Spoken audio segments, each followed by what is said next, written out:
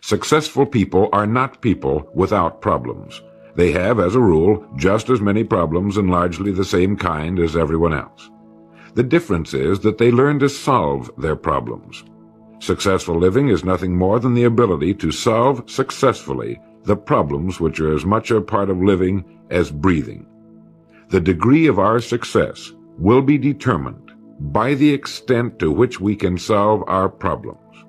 If you can tell me what you want, I can tell you how to get it. The problem with the great majority of individuals is not with their ability to achieve their goals in life, but rather with the failure to understand two factors vital to successful living. The first is to make the decision as to what it is we want enough to give it most of our attention until it's been achieved, and to clearly define it. And the second is to fully understand that we have the ability to achieve this goal or we wouldn't want it in the first place. The next vital rule to successful living is to understand that our success is won or lost by our ability to serve others. We are interdependent, and it's just as impossible to succeed without serving others as it would be to live in our modern world without others serving us.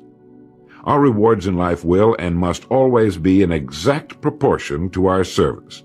It is the misunderstanding of this single law which, in my mind, is responsible for fully 90% of the frustration and discontent we see around us. Now, a lot of people don't like this law, if they're even aware of it, but not liking a law does nothing to change it. The basic laws of nature and economics are unchanging. If we're out of step with them, we are, as Thomas Huxley put it, checkmated, without haste, but without remorse.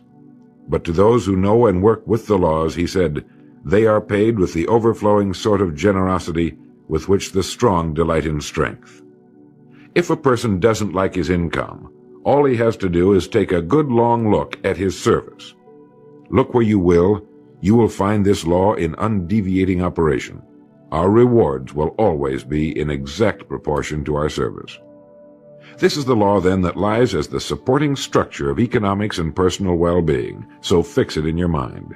All attempts to sidestep or in any way avoid this law will result in frustration and failure. So this brings up the question, if what I want is more than I now have, how can I increase my service in order to earn it? Well, whom do we serve? We serve people. So let's take a moment to try to understand people. The more we understand them, the better we can serve them. I think of an adult human being as a grown child, doing his best to play for the first and last time on earth this game called life. The extent to which he learns the rules of this mighty game will determine his success. But right here we run into an historic and exasperating fact. People down through the centuries have, with the most amazing consistency, divided themselves into two groups. One group contains about 5% of any given population. The other group contains the remaining 95%. Neither of these two groups is any better than the other. But one thing separates them. The big group, the one containing about 95% of the people, never seems to get the word, while the smaller group, the 5%, does. Now, what do I mean by getting the word? I mean about 95% of the people never quite understand emotionally or intellectually that we as individuals control, to an altogether unsuspected extent, our lives here on earth. That each one of us is the architect of the structure fashioned by our years. You see, all of us want the same things, but only about 5% figures out how to get them. Within each of us burn two unquenchable ambitions: to serve importantly and to gain financial independence.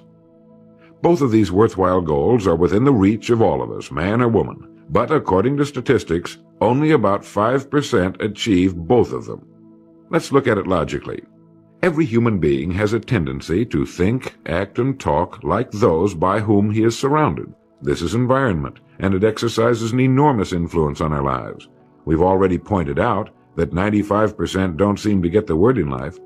Then it follows that in the case of any given individual, the odds are 95 to 5 that he is surrounded by the larger group. And since a body in motion tends to remain in motion until acted upon by an outside force, that he will continue to conform to his group unless we can do a better job of serving him through knowledge. The failure of most people to live successfully is not caused by their lack of abilities, far from it, but rather in their failure to decide what it is they want, and understanding that our wants are governed by our talents and abilities, and that we are divided into two groups of roughly 5% and 95%, and that it's the 5% group which is successful. So here, let me give you a definition of success which, to my mind, covers the subject completely. Success is the progressive realization of a worthy ideal. That is, anyone who knows where he is going in life is a success. At the moment he makes the decision of what it is he intends to accomplish, of what it is he considers a worthy ideal, he is successful. Once this goal has been accomplished, he is again, by our definition, a failure, until he establishes a new goal toward which to work. To my mind, this is what we as human beings were intended to do, to go through life from one achievement to another, and to finally come to the end of our road here on earth, still reaching, still working toward a new and better plateau on which to stand. For this is to live and live completely, to know as much as we can know, to serve as much as we can serve, to accomplish as much as we can accomplish. Well, since success is the progressive realization of a worthy ideal, why are we faced with only 5% who can be called really successful? Because the best estimates available tell us that only about 5% will ever decide upon and define the one thing they want, one thing because we can only do one thing at a time. To my mind, the story of a person's life is the story of a quest, a search to which he devotes his life. We know that the happiest people on earth are those who know exactly what it is they seek and set boldly out to find it.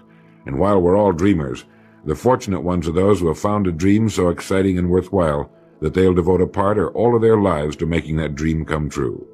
But while all dream, by far the great majority, that 95%, never realizes that a persistent daydream is often the point on which we should set our compass, the place toward which it is meant for us to journey. The tragedy is that the great majority shrugs off this built-in direction finder and returns to the wide, visible, well-marked road in life which they feel must be the best road because it carries the heaviest traffic. Well, let's make this point clear. The road in life with the heaviest traffic is not the best road to follow, for it is the road of the 95%. It is the road with no more opportunity, and with 19 times as much competition.